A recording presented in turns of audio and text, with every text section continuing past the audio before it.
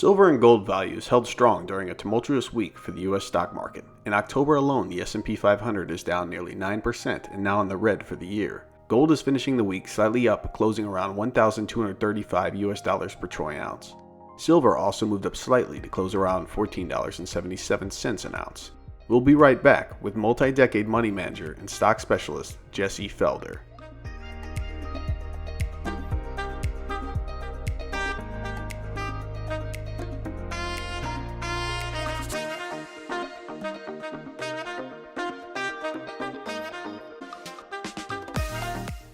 Are you tired of overpaying for your gold, silver, and platinum bullion coins and bars? Then visit sdbullion.com today. SD Bullion was recently named the 177th fastest growing company in the United States by Inc. magazine. This is because they offer the absolute lowest prices in the industry and follow up with over-the-top customer service. So what are you waiting for? Go to sdbullion.com today and join more than 60,000 happy investors that save money on every precious metals purchase they make. Hey everyone, this is Elijah Johnson with silverdoctors.com for your SD Weekly Metals and Markets Wrap.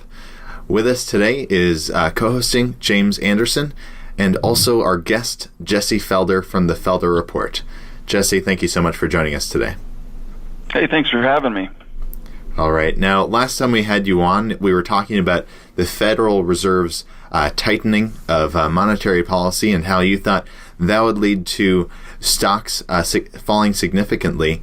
Now, it seems like we've actually seen more of that, more tightening, and in the last couple of weeks, we've seen in the United States and around the world the stock market's tanking. What is your perspective on what is happening right now? Well, I've been saying since, probably about a year now, when I first started noticing a big cluster of Hindenburg omens last November, December, that I think, that was the blow-off, and we're in the midst of a major topping process right now in the stock market. In fact, I think I wrote an article about it a couple of weeks ago. On the New York Stock Exchange, we had 11 Hindenburg omens in a row after Labor Day last month. And that's never happened before.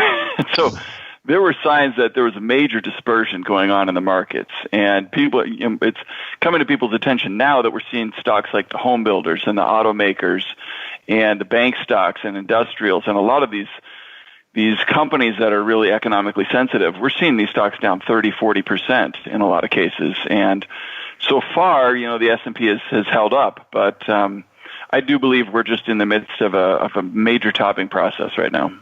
Hey, Jesse, if you don't mind for listeners out there, just giving them a little bit of background on the Hindenburg phenomenon that you're describing.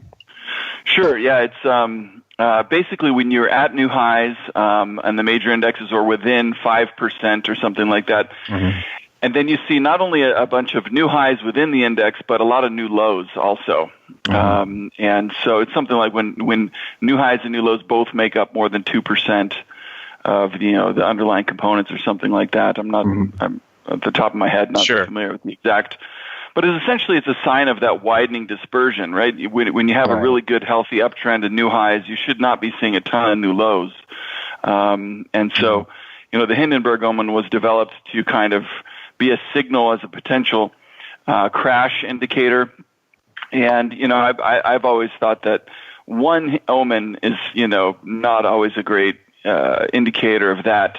But when I look at omens over time, and so, over a period of 10 days or a month, in fact, over the last month, we've seen 24 Hindenburg omens triggered across the NYSE and the NASDAQ. And just to, put that in perspective, at the 2000 top and the 2007 top, we saw about 14, 15 omens trigger in a month's time. We've now seen 24 over the past month. So to me, the signs of that breadth dispersion underneath the surface of the market are pretty darn clear. Yeah. I mean, most people going about their day-to-day business are just looking to see the S&P 500 number, maybe even the Dow if they don't understand how ridiculous that composite is. I mean, that's all they're looking at. They probably aren't even going in to look at their shares as far as individual individually day to day. So it's an interesting point that you're putting out there. I wanted to kind of move back a little bit. Last time we spoke, it was in July, I think July 20th. We had talked a little bit about Netflix and the situation that it was in. It's kind of treaded water, gone sideways, had some issues. It looks like some bad headlines recently. But I wanted to swing back towards something you've been writing about a lot. I think you've done a couple blogs on it. The FANG versus BANG stock phenomenon. You described the fact that there's more ETFs now traded than individual stocks in the S&P 500, the rise of passive investing, how that kind of coincides with investment trusts in the 20s. I wanted to talk to you a little bit about, because I found the point interesting, the fact that passive ETFs, they have a lot of exposure to FANGs and not so much to the BANGs. And so maybe you could talk about a little bit about that study that you did and how maybe that's keeping gold miners in a place where they are at the moment. Yeah, I think that really this is another speculative mania in financial assets. The bond market is crazy, has been for a while, but it's the stock market too. I've talked about it as an everything bubble where prices of all financial assets have gone to ridiculous heights again, and I think that's driven by this passive investing mania. And I call it a mania because I think people believe that if I just put money into the indexes, I'll make money over time, regardless of the price that I pay, regardless of earnings growth, regardless of any of these fundamentals. And, that's, kind of mania type thinking, right? Only during a mania can you believe that no matter what price I pay, I'm going to make good money over the next 10 years. And that's what people believe. And so it's the only money that's been flowing into them in the markets has been flowing in through these passive products. And so, the number of ETFs out there have exploded, and the assets, it's in the, trillions of dollars, $4-5 trillion in ETFs now. And that's been driving the markets. If you look at the FANG stocks, the average FANG stock has something like 150 ETFs that are heavily exposed to a FANG stock. Uh-huh. And so money flows into these ETFs and it goes into the biggest names, Facebook, Amazon, Netflix, Google. Mm-hmm. I throw Apple and Nvidia in there sometimes too because they've also benefited. Mm-hmm. And so I thought it would be interesting to look at the BANG stocks, which are the four big gold miners. I look at Barrick, Agnico Eagle, Newmont, and Goldcorp, and see what does the ETF exposure look like here, and maybe that would help explain why the stocks have done poorly. In recent years, obviously the gold price has come down from 2011, but the mining stocks have done, very poorly relative to the metal, and the performance relative. You look at a ratio of the mining stocks to the S&P, and they're about as cheap as they've ever been. Right. And you look at, Newmont has some exposure to ETFs, but outside of that, there's literally you could count them on one hand the number of ETFs that own, Goldcorp, Agnico, and Barrick. And to me, that's just a sign that these things have been left for dead. And that, there's really only one way for them to go, which is, everybody who's wanted to sell them has sold them. And, the only way this, ownership can go is one direction. It's towards, people having to buy more of these things. So I called them the greatest anti-passive trade, that if you think passive is a mania and it's going to unwind, money's going to flow into gold and the miners, on the flip side of that trade. Yeah. And, the ETF ownership there kind of bears that out. Yeah.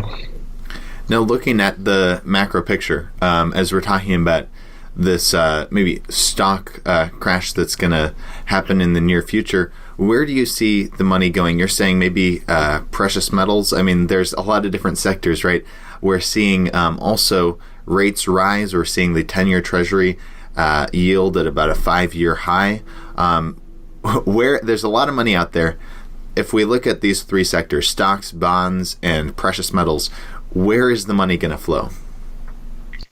Well, I think, that's a very interesting question, and it's, impossible to predict. But I'm operating under the guise that economic growth is slowing amidst rising inflation. Over the past year and a half, Alan Greenspan has been saying, we are headed for stagflation. And You can think whatever you want about Alan Greenspan, the problems he's caused in the economy and the boom-bust cycle in the markets. He's still, very well versed in the economy and what's driving it. And I do think we're actually probably on the verge of stagflation right now if we're not already in it. I mean, you look at, auto sales and home sales are falling, but, wage growth is still rising and costs are rising. And a lot of this is a function of not just end of cycle type of pressures, inflation pressures. I think there's these secular forces of inflation that are at work too, which is deglobalization. Bringing back jobs from overseas is a massive inflationary impulse. Globalization was probably the most disinflationary force of the past several decades, and so a reversal of that is bringing inflation back in a way that we haven't seen for a long, long time. And then you see, the fiscal, policies that are going on, a massive tax cut. Trump's talking about another tax cut. We're talking about infrastructure spending. So I'm looking at this economic slowdown that we're seeing right now as more of a stagflationary type of episode, different from the past two recessions that we've seen, which are more kind of deflation. We didn't see actual deflation, but they were kind of a deflationary effect. And so I'm operating under the guise that, this is not likely to be another one of those. We're more likely to see a rising inflation and slowing real growth type of phenomenon, which would be very bad for financial assets because it means rising interest rates. And the only way to really protect yourself is to focus on real assets, and namely precious metals. Right. I mean, the last time we had a situation of stagflation that you're describing, it's well before most of us were alive, or some of us were just born, right? So we're talking 1970s. That was the last time we had a situation where interest rates were rising, but yet, obviously, all the things that you discussed, inflation was very, very high. Jesse, I wanted to talk and go back another blog that you'd recently written about how you go about discovering trends. I went through your Twitter feed before we got on the call today.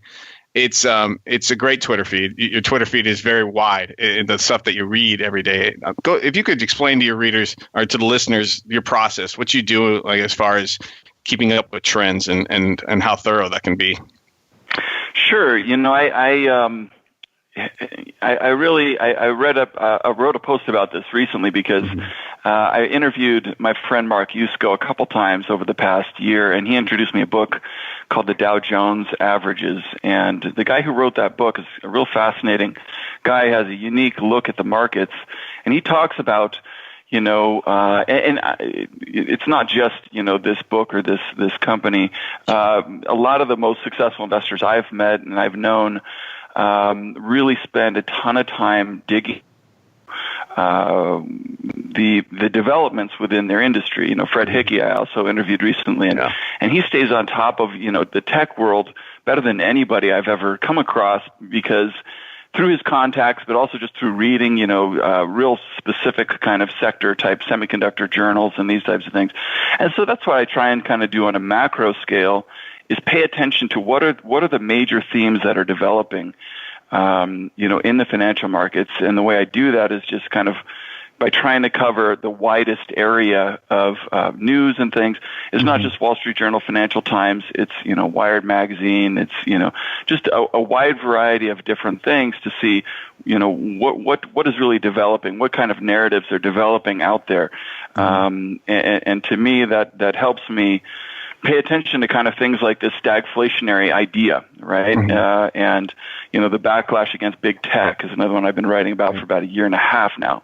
And that one's still developing and is still growing. So I spend a few hours every morning just reading through a ton of stuff to try and put together these types of developing narratives. And by the way, kudos on that podcast you did with Fred Hickey. That's a really good one. It's like an hour and 10 minutes. I think it's just a month or so old. So listeners out there, if you want to listen to that podcast, it's great. I mean, the process that Fred Hickey talked about going through to do what he does in the semiconductor world is pretty amazing, the amount of work he puts in.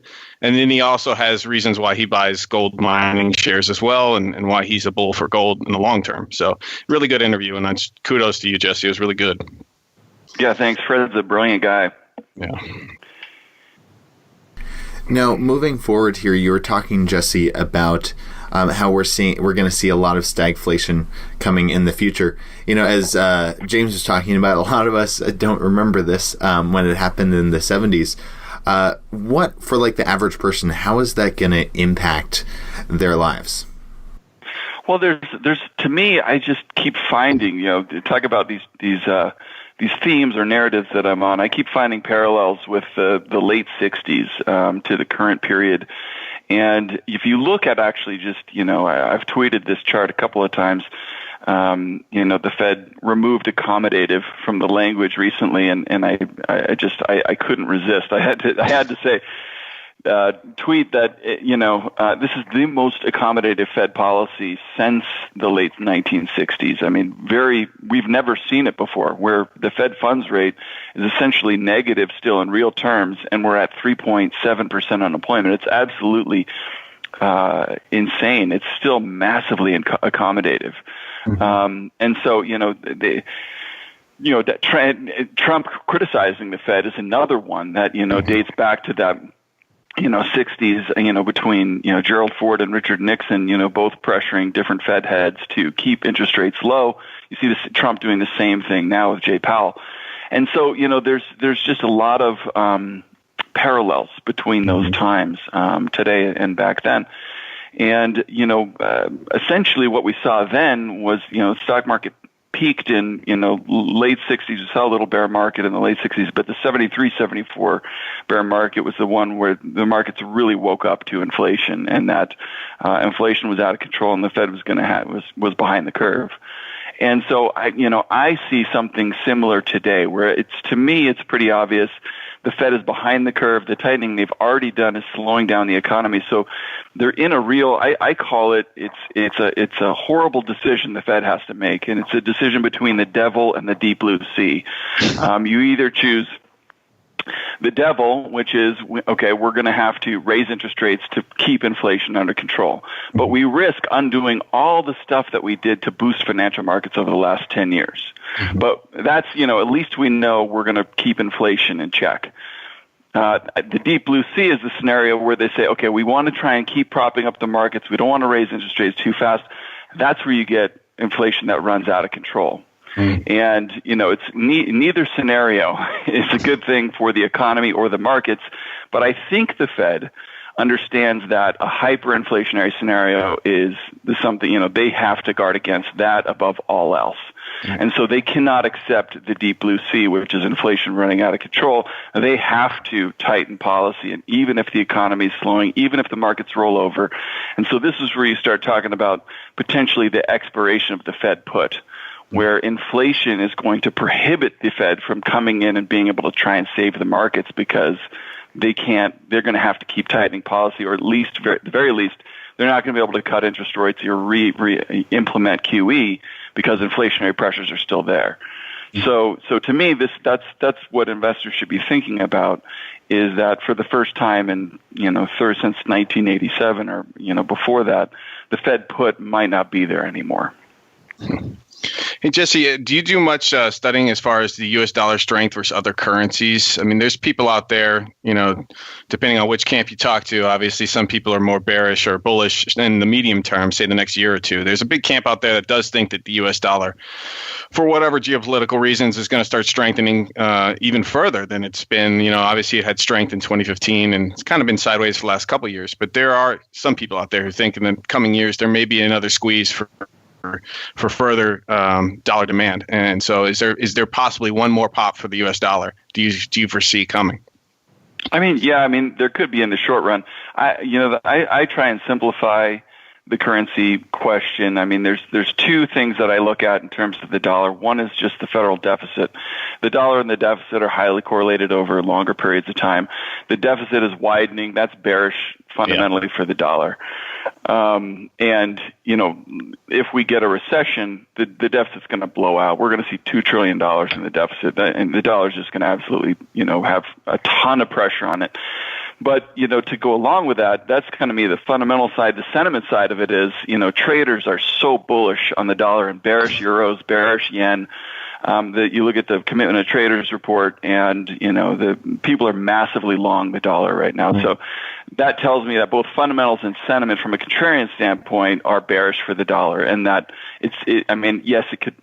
Who knows? It could pop in the short run, but longer term, over the next year, 1 to 3 years, the dollar's headed lower. I think we're in the midst of a dollar bear market. This rally that we've seen was driven a lot by just the repatriation of funds by corporations.